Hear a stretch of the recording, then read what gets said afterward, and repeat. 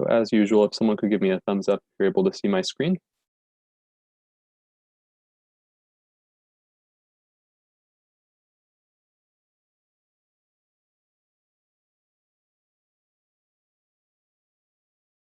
Great, thanks a lot. So today we're going to not cover so much new material, but we're actually going to be doing an example of two of the networks we've learned about during class so far, the variational autoencoder and the GAN, generative adversarial network. And so today I'm going to start by showing just an example of code for the variational autoencoder.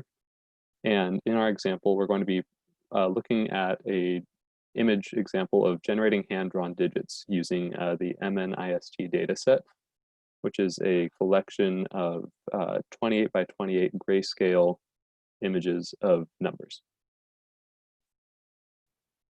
As a quick review of what we've gone over this week and last, we learned about the autoencoder, which had a structure of a bunch of downsamples and upsamples, which we called the encoder and decoder networks. And we found that these could be used for unsupervised learning, and we could work on problems such as data denoising and dimensionality reduction, like you're going to be seeing in homework assignment 3. We also learned about an extension of this called the variational autoencoder. And instead of learning a set of variables, it learns a latent variable model, which means that at the bottom of the encoder, we're actually learning parameters of a probability distribution that can match the input data. And the idea is if we learn this probability distribution instead of just discrete variables, we'll be able to generate new input data by sampling this latent variable model space and then running our sample through the decoder part of the network to get a new example that didn't necessarily exist in the input data originally, but matches the form of the input data.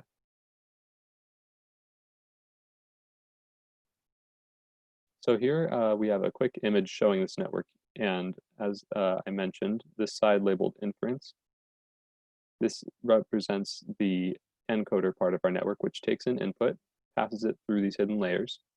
And in the middle of the network, we reach the two parameters for our distribution, mu and sigma, representing the mean and the variance.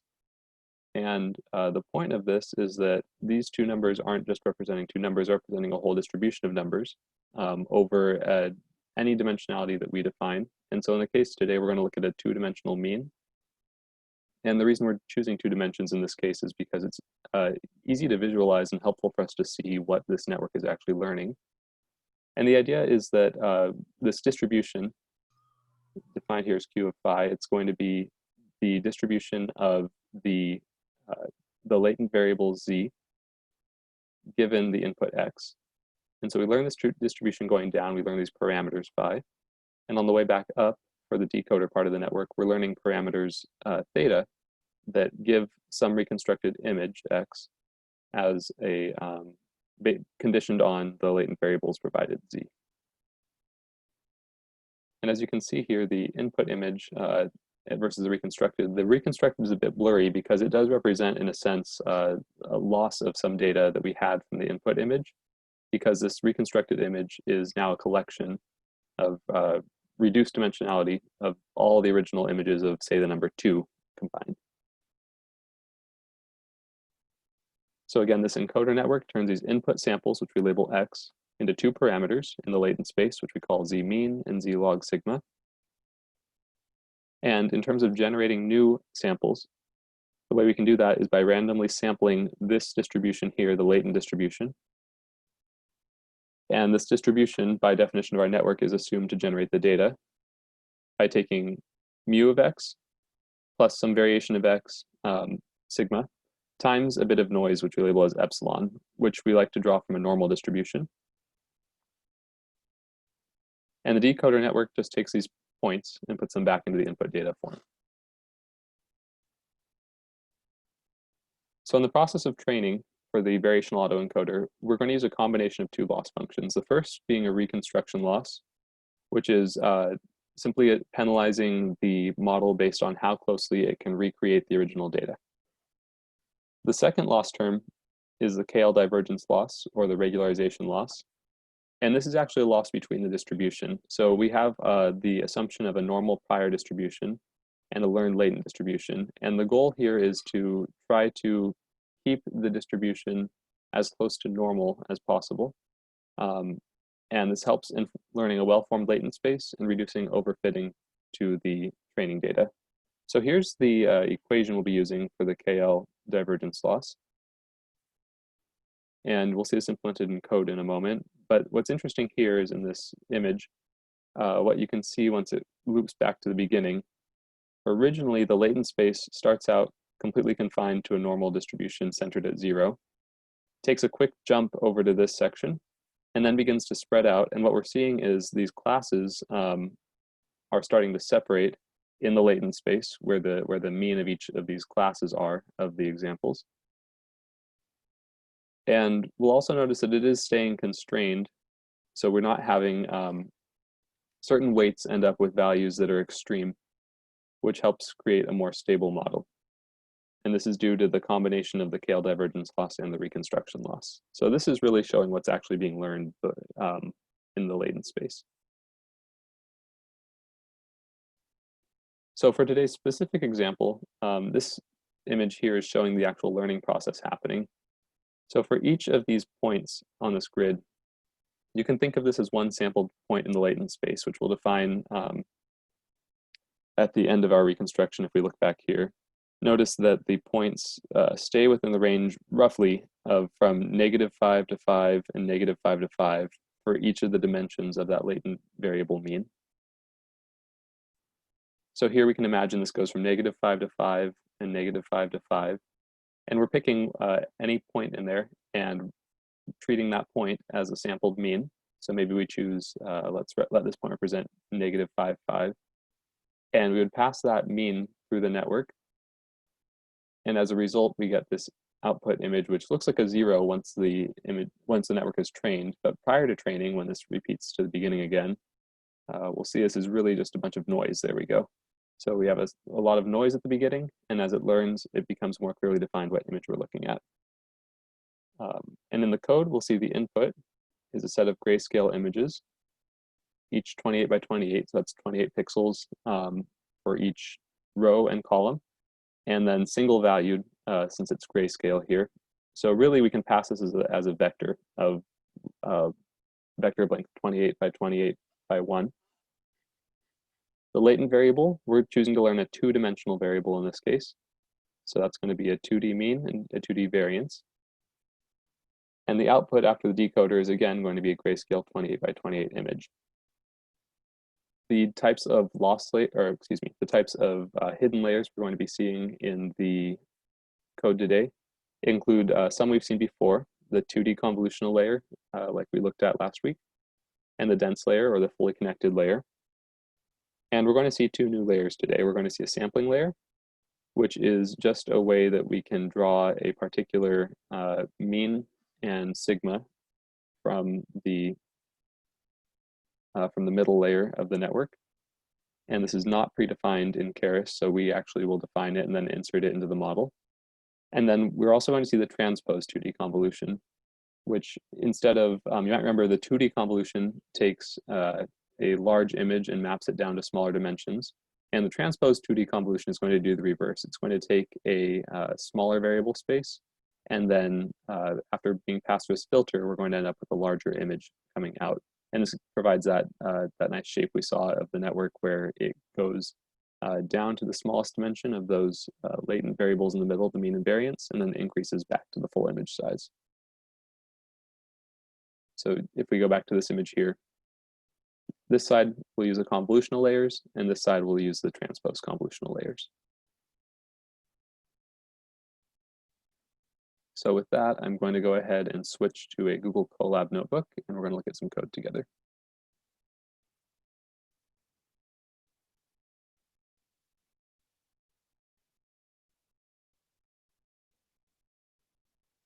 All right, so I think we can all see the screen here.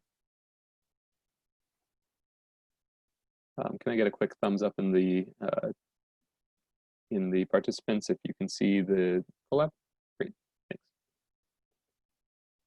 So these, for those of you who haven't used Google Colab before, it works very similarly to the Jupyter notebooks we've been using. And we have this collection of cells, we run the cells, and then the output will be printed in the same page. So this variational autoencoder example is created as a part of the Keras tutorials. So I can share this code if anyone wants to use this particular notebook, but you can also find this online and play with it in your own Colab space. So just as usual, we have our import statements at the beginning. And I'm going to not be pressing run on these cells during today's demo, just because the training process takes about an hour, and I don't want us to sit for an hour and watch the network train. But you can imagine after each of these, we're pressing run. So first we import, as usual, NumPy and TensorFlow and Keras. And this is really the only backbone we need to get this network running. So we have our sampling layer, which I mentioned in the slides as a custom defined layer. And this one is going to, whenever it's called, it will take in some inputs, which we'll see in a moment, the shape of those. And this is going to give us the mean and the variance. And the main idea here is going to be in this computation, which is the equation from the slides. So to randomly sample from the entire input distribution, which was that two-dimensional normal Gaussian curve, we take the mean and we add to it the exponential of the variance, and this is because we define the variance as a log of variance. So we're just getting it back into the same unit as the mean, times epsilon, which is in this case is just sampled noise. When I say noise, I just mean a Gaussian centered at 0 with some predefined variance. So this sampling layer is going to be used at the middle of the network to generate new samples, which will then be upsampled and then checked for reconstruction loss. So here's the encoder portion of the network. This is the downward steps. This is where we define the dimensionality of that latent variable, that two-dimensional mean we're looking for so that we can visualize our data. We use Keras input to define the shape of each individual input that's coming through. And as we mentioned, we have a 28 by 28 image with a grayscale value of dimensionality 1. And here we just define the layers of the model. So we have a convolutional 2D layer, which is going to take in, pass through 32 filters and use a ReLU activation. Stride refers to how quickly we jump over the image. So it's going to jump 2 pixels at a time. This is going to give us the smaller dimension in our next layer. And padding refers to how we add extra pixels to the end of the image in case the filter doesn't perfectly fit the shape of 28. And the layer that's passed to this layer is going to be the encoder inputs. For the next layer, we have additional filters here. And the layer passed to this one as input is going to be the previous X defined up here. Then we have a flatten operation. This isn't really performing any filtering. All it's doing is taking the shape of this output layer and then flattening it to be a single vector. And the purpose of doing this is so we can use a fully connected layer, dense here, for the next one. And you'll remember this just means we take every input cell to this layer X, and then every input has a weight that points to each of the 16 outputs of this dense layer. And after this, we can gather the mean and the log variance by sampling with a fully connected layer, the previous fully connected layer. So these both, notice that these layers don't come one after another. They actually both take X, the previous layer, as input. Then we have our sampling layer here. And the input to the sampling layer is going to be the mean and the variance. And the output from that sampling layer will be the combination of these plus some noise to be passed to the decoder network. So at this point, we can compile the entire encoder using Keras.model. We pass the encoder inputs and the output space here and give the model a name. And we'll print the summary. And this is a good way to check your progress in Keras to see what it is you've created. So here are all the layers we just defined. We have our input, our two convolutional layers, our flattening layer. Notice that there's no parameters learned during the flattening, it's just an operation. We have our first dense layer. Then we have these two dense layers that feed from this dense layer labeled dense 2. And we have our sampling layer. And you'll notice here that if we look at dense 2, so this is given 16 outputs. And then in the output shape here for 2, we have 34 parameters to learn, and that's because we're learning the 16 for the two variables, plus an additional 2 representing a bias or an additive constant being learned to this fully connected layer. And then we have our sampling layer here, which connects to the mean and the variance and gives that, two-dimensional output from the sample space. So all in all, we have our summary of where all the parameters are that are being learned. And you'll notice that a majority of these parameters are coming in this fully connected layer here. And these parameters represent that variable phi we saw in the earlier image, where we're learning a distribution of z, the latent variable, based on these parameters given an input image x.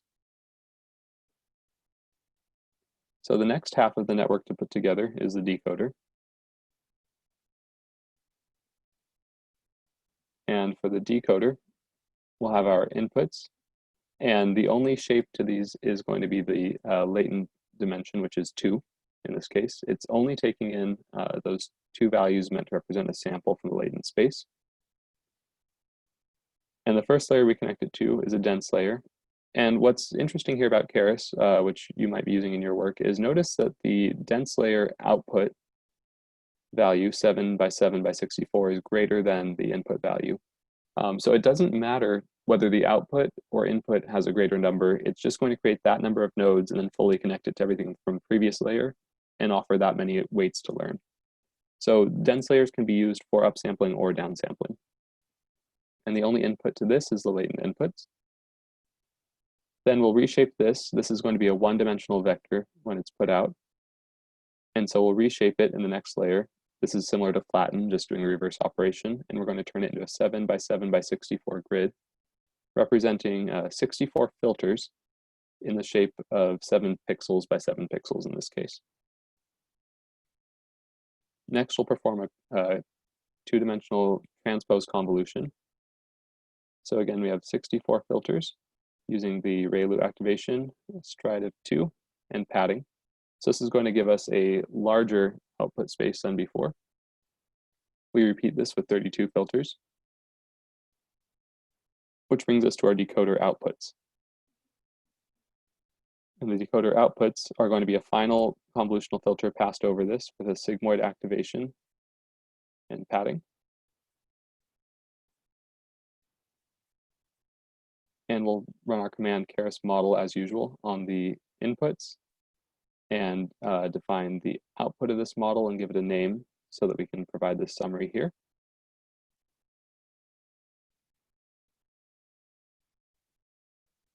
And in this case, we have our input layer, which represents the middle of the network, that sample, passed through a dense, reshaped, then 3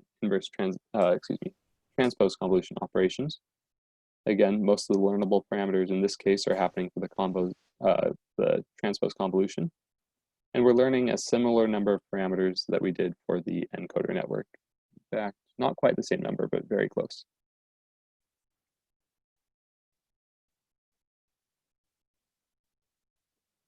So now for this part of the Keras code, we're going to define the model and give the custom training step, which we haven't done before. But as we can see here, we start off with our definition of class, variational autoencoder that inherits from the Keras model class. So by calling super here, whatever we output as this class object is going to have the same properties that we've seen and used before on Keras model.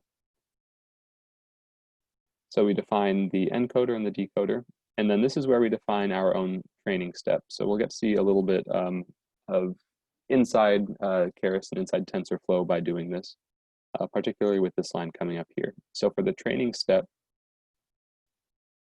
we first take whatever input data is passed to the training step, and then we run with TF gradient tape as tape. And what tape does is it looks at every computation we perform here up until the function gradient is called. So all of these lines here are recorded in TensorFlow such that we can observe any numbers being passed through and calculate a numerical gradient for those numbers.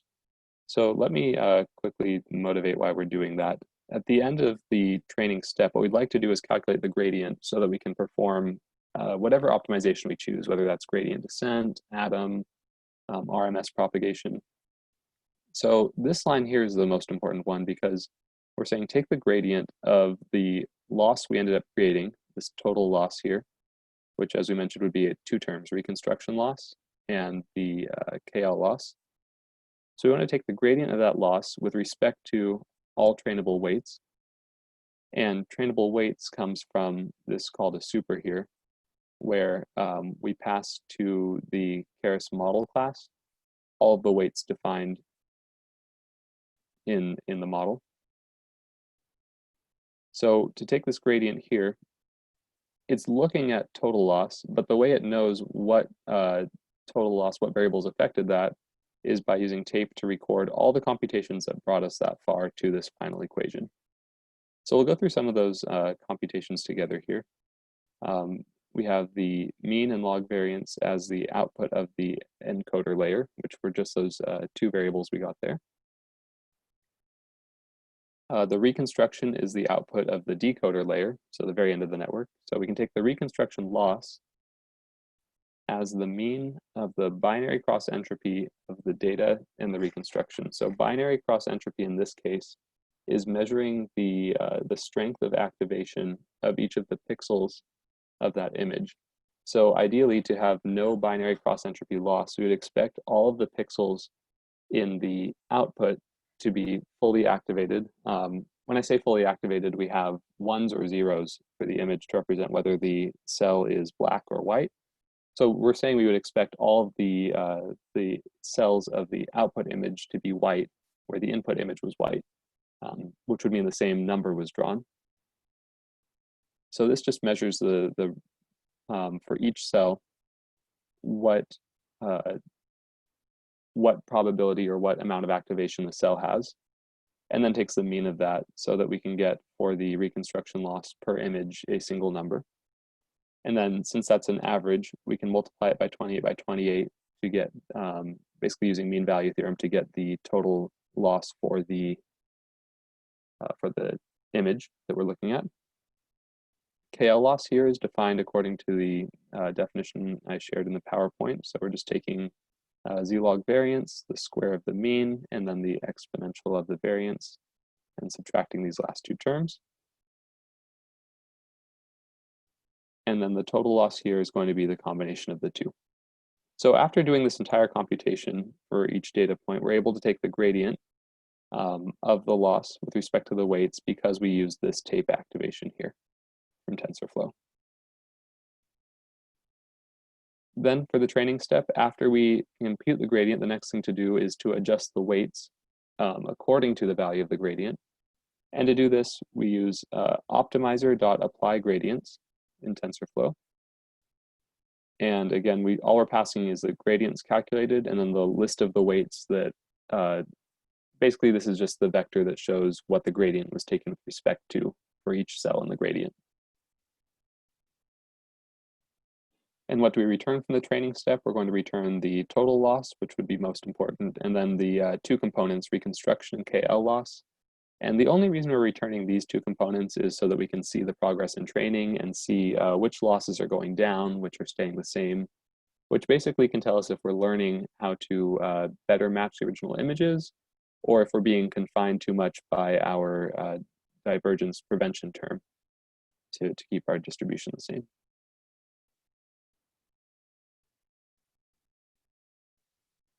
So next comes the training step here.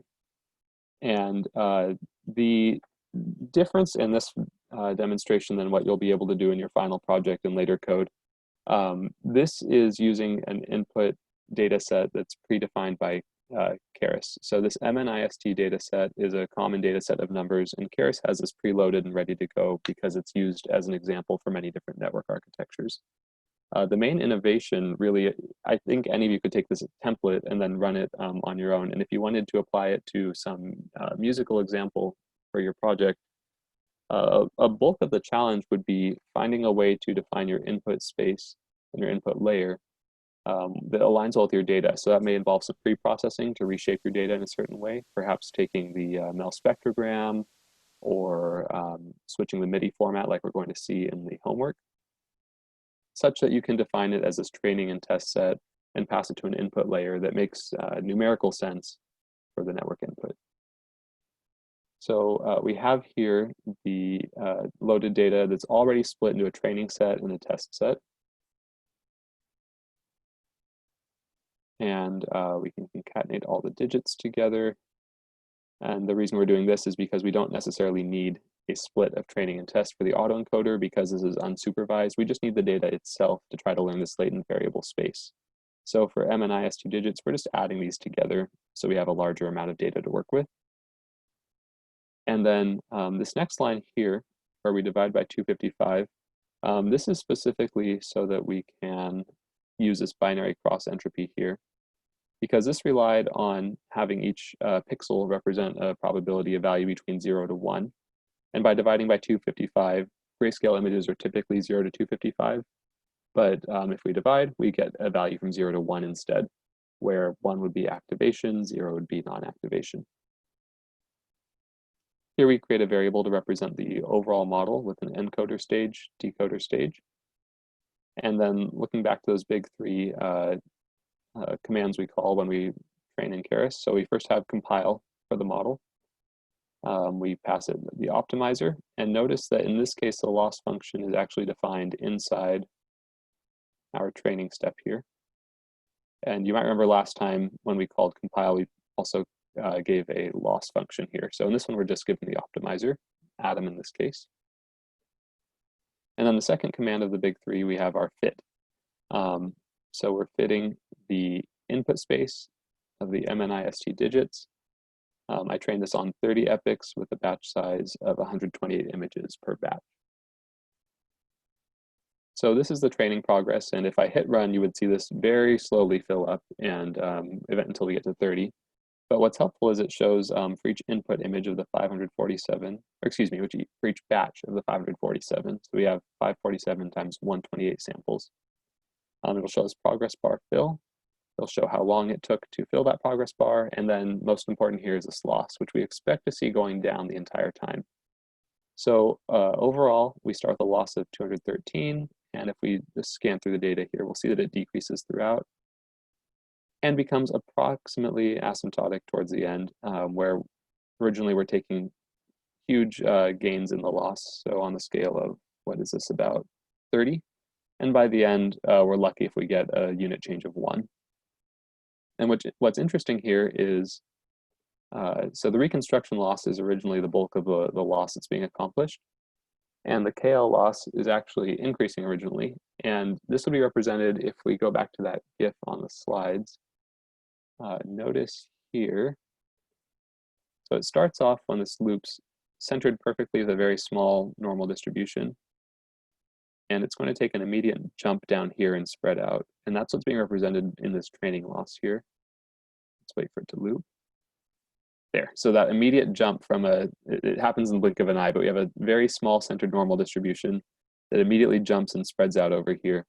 So you can think of this as being the first surge in the KL loss, but then gradually it's reconstrained and brought closer to resembling a normal distribution. And as you can see, it doesn't really change shape much after that initial jump in correction. So that's why this loss doesn't change too much.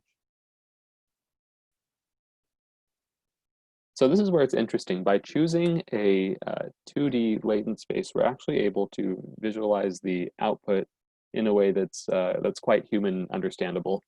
A huge part of most of these models that we learn is the element of explainability, which is to say that we can show you the output, but we can't really say how it got there because there's such a complex network of weights that we're not sure which ones most influence the inference process. So what's helpful is by using a two-dimensional space, we can create a visualization like this one below, which we'll go over together in a moment, which helps us see what the network actually learned. So I'm going to jump between these two images quite a bit, but first I'd like to show where this plot comes from, and which is to say how we do the inference on the network. So what I'm not going to cover much is how the plotting is actually done, because this is just, there's a variety of ways to do it, and it's all using the PyPlot library that we've been using in the homeworks. So I can go over this in brief, but basically we define the figure and the size of the figure. And then this is an interesting call here. So grid X and grid Y, when we use NumPy linspace, what we're defining is basically a number line of values, kind of like the range function, that go from negative scale to scale with a step size of n. So in this case, we're going from -2 to 2 with a step size of 30. Now that does not make sense. Why would we have a step size of 30 here? I will have to think about that and change my explanation possibly, but the idea here is that we're forming a range from negative scale to scale. And by enumerating that range, we get a bunch of points that we're sampling. So these are just the straight up points, say -2, -2, -1.9, -2, -1.7, -2, and so on. And for each of these sampled points, we're going to pass that point as the mean through the decoder. So here is the last term, the last of the big three calls that we do in Keras that we discussed. So we had the model compile, the model fit, and then model predict. So you'll remember that the decoder also inherits from Keras models. So this can be treated the same way we treat a model function-wise. So we call the predict function on our sample, and the sample in this case, let's say xi, yi start out -2, -2. This would represent as if we had sampled that distribution at the point -2, -2, and wanted to see what the corresponding output is if we start with that value as our model in the middle. So the digit we get out from that is the decoded version, which is going to come out as a vector that we're going to reshape into the digit size that we want to display. And then the rest here is just plotting that digit on this image below, which again is a little bit complicated to immediately just walk through, but you won't be expected to do this. This is just the plotting function. This is not actually the neural network learning process. So let's look at the image itself and understand what we're seeing here. So for each of these sampled spaces, oh, here's where the 30 comes into play. We've divided the linear space from -2 to 2 into 30 cells. So for each row, we have 30 different images we've sampled. So if I pick any generic one of these, I'm going to pick one that has a pretty clear example. So let's say we sampled 1.3 and -0.6 as the values. So we would pass those two variables. So it's a true reduced dimension. We've reduced the dimensionality of the problem to just two variables. And we pass them through, and out we get this image, this 28 by 28 image that looks like this. So as you can see, by sampling over the entire probability space, at least constrained to -2 and 2, since the probability space technically goes on infinitely on all directions, this gives a pretty good idea of what we've learned. It's actually managed to cluster the data quite a bit, such that the data morphs as we go along any row from what it was at one point to the next. So this is kind of like, you can imagine, there's always that meme that goes around of the student taking the test, and it's a true-false question, and they write a number that kind of looks like or an answer looks like a combination of the letter T and the letter F. So we see that in between here, like if we look at this space here, we're kind of in between 7 and 9. And so in between these boundaries, we lose the clarity, since this is noisy, of what the original image should be. But at the points of good separation, we can clearly see we have a 7 in this area. We have a set of 9s that expands through quite a bit of space here.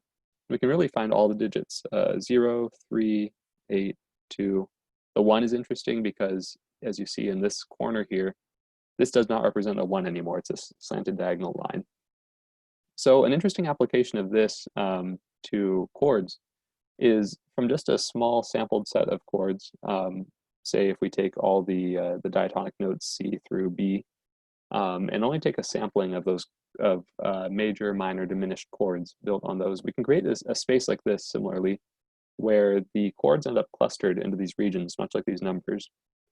And if you wanted to create a new chord that didn't exist in your previous vocabulary, all you would do is pick a space that doesn't have a clearly defined note on it and use that as your sample. So maybe we pick this blur here that isn't really any meaningful number according to our input vocabulary. And from that, we can define a new image that we don't need to define a new number, but you might want to define a new chord. So all you'd have to do is sample that space, and the output you get from the network basically has learned now a new chord from the original data set. It's a generative model. And so I'm going to connect now this image to the other output we see below. So this one shows how the latent space clusters the different classes. This is just showing now the actual values on the x-axis of the mean and on the y-axis of the second variable of the mean. So remember, it's a two-dimensional mean. And then the color here for this heat map represents what class that number originally came from. Now, in theory, we don't actually have this data, right? We're working with unlabeled data, but it's interesting to use the labels we have to see what we've actually learned in the process. And so what's interesting is this network actually separated the data according to class. It created these clusters. And yes, it's true in the middle that this is a little bit, there's quite a bit of overlap happening. So it's not a perfect separation in this clustering space, but it does a pretty good job. The zeros here all by itself. We have the ones over here, the twos up here to the sevens. And what you'll notice is that the space we sampled up above here goes from -2 to 2. And so if we look at the region of -2 to 2 on both these axes, we get this smaller box, something like this. And if we take a look inside this box, we'll notice that the numbers we see here actually line up with the images we get to observe. So we'll look in the lower left to see some ones, the lower right to see some zeros, upper left to see sevens.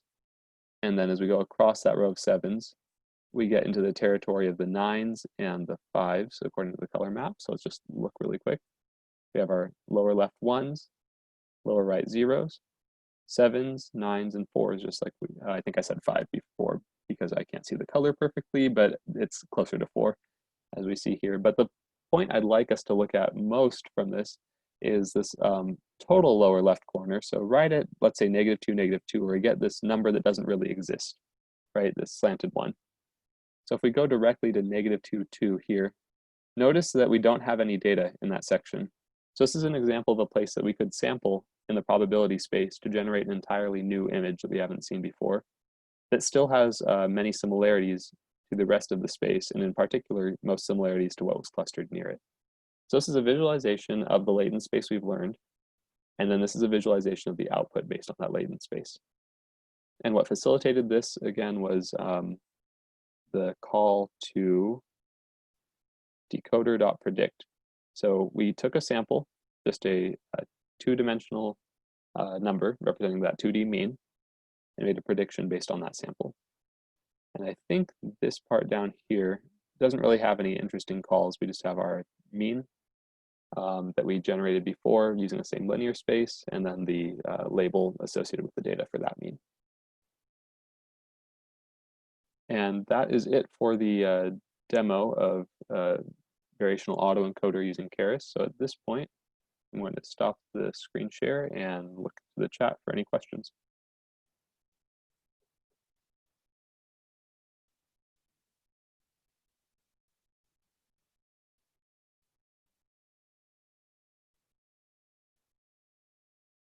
I think it was cut into a few seconds. I didn't plan on going through that code exactly, so